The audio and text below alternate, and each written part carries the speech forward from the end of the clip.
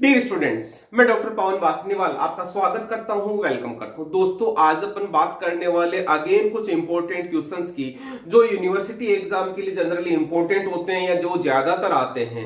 इनको आपको ध्यान से देखना चाहिए और मैं ये चीज और बताने वाला हूं कि कौन से क्वेश्चन में आपको कौन सा आंसर लिखना है, वो चीज बताऊंगा। इससे रिलेटेड में मैंने पहले भी बहुत सारे वीडियोज अपलोड कर चुका हूं।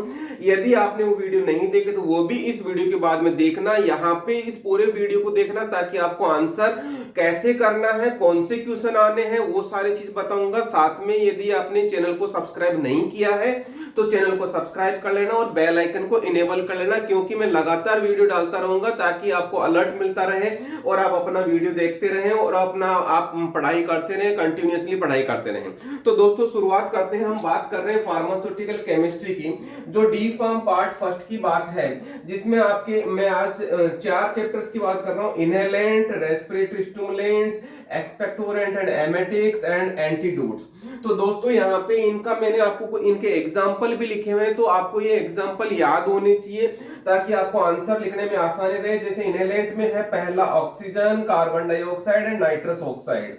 सिमिलरली रेस्पिरेटरी स्टिमुलेंट में है अमोनियम कार्बोनेट। और एक्सपेक्टोरेंट का एग्जांपल है कौन सा, ammonium chloride and potassium iodide. Similarly emetics का एग्जांपल आपका कौन सा, एंटीमनी पोटेशियम टार्ट्रेट। ओके, और एंटीडोट का एग्जांपल है सोडियम नाइट्राइट। ओके, तो इस तरह से ये क्वेश्चन चैप्टर्स हो गए। अब मैं बात करता हूं यहाँ पे क्वेश्चंस की। तो मैं यहाँ पे क्वेश्चंस का यदि मैं बात करता हूं तो देखिएगा, बहुत सिंपल से क्वेश्चन आते हैं। शॉर्ट नोट हो सकता है, शॉर्ट नोट हो सकता है। ओके, शॉर्ट नोट हो सकता है। तो किस किस पे शॉर्ट नोट हो सकता है? सबसे पहला आपका इनहेलेंट पे होगा, इनहेलेंट पे होगा। आपका रेस्पिरेटरी स्टिमुलेंट पे हो सकता है, रेस्पिरेटरी स्टिमुलेंट पे हो सकता है, या आपका एक्सपेक्टोरेंट पे हो सकता है, या आपके कहेंगे एमेटिक्स पे हो सकता है। ओके, इस तरह से आपके इनके शॉर्ट नोट हो सकते हैं। शॉर्ट नोट में आपको आंसर क्या लिखना है, देखिएगा। शॉर्ट नोट में आपको आंसर, सबसे पहले आप इनकी डेफिनेशन को एक्सप्लेन करेंगे। जो इसकी डेफिनेशन है उसको आपको एक्सप्लेन करना है। एक्सप्लेन करने के बाद में, अच्छे से एक्सप्लेन करने के बाद में उसका आपको क्लासिफिकेशन लिखना है, या क्लासिफिकेशन नहीं लिखेंगे तो उनका एग्जांपल्स को आपको इलोबरेट करना है। एग्जांपल्स को आपको इलोबरेट करना है। इलोबरेट का मतलब यहाँ पे ध्यान देना, इलोबरेट का मतलब यहाँ पे किस तरह से उनको डिस्क्रिप्टिव मोड में लेके जाना है, इस तरह से। और उसके बाद में इनका आप यूजेज लिखेंगे। यूजेज को आपको एक्सप्लेन 100% करना है कि ये क्यों यूज हो रहे हैं, किस तरह से यूज हो रहे हैं, ये सारी चीज। तो कहने का मतलब 100%। और यदि मैं इनकी यदि शॉर्टिंग करता हूं तो सबसे ज्यादा एक्सपेक्टोरेंट पे क्वेश्चन आता है, रेस्पिरेटरी पे क्वेश्चन आता है, और एमेटिक्स पे क्वेश्चन आता है। जनरली इनहेलेंट पे कम क्वेश्चन आता है। ओके, तो इस तरह से यहाँ पे 3 को आपको बहुत ज्यादा एम्फेसिस देना चाहिए। अब मैं बात करता हूं एंटीडोट्स की। तो एंटीडोट से रिलेटेड क्वेश्चन क्या बनता है, देखिएगा। एंटीडोट से रिलेटेड क्वेश्चन ये बनता है आपका कौन सा, यहाँ पे define, define and classify antidote, या इसको यूं कहेंगे दूसरे तरीके से, मैं लैंग्वेज दूसरी तरीके से बताऊं जो जनरली आपको एग्जाम में आती है, वो देखना किस तरह से। यहां पे define antidotes, define antidotes, okay, with example, with example. फिर उसके बाद में discuss its classification, classification as per mechanism.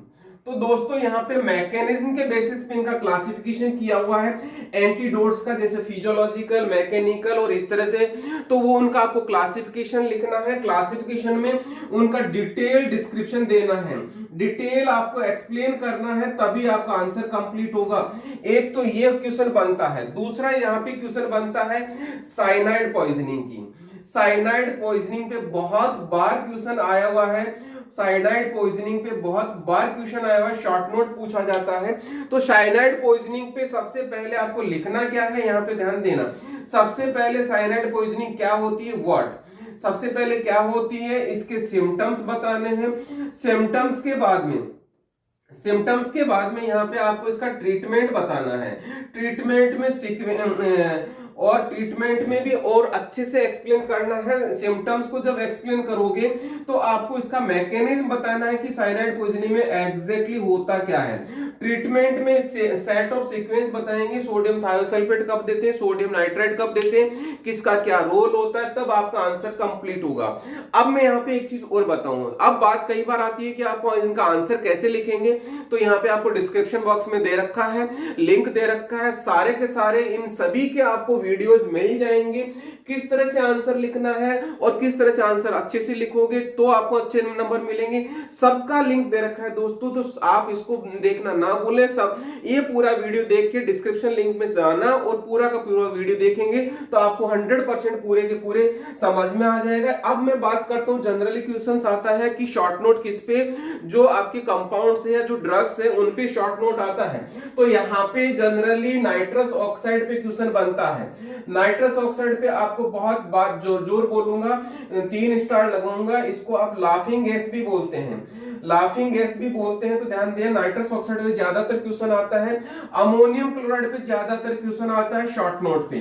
Ammonium chloride पे ज्यादातर क्वेश्चन आता है शॉर्ट नोट पे। ओके, सोडियम नाइट्राइट पे क्वेश्चन आता है। मतलब यह कहूंगा कि एंटीडोट्स वाले चैप्टर में से 100% क्वेश्चन आना है।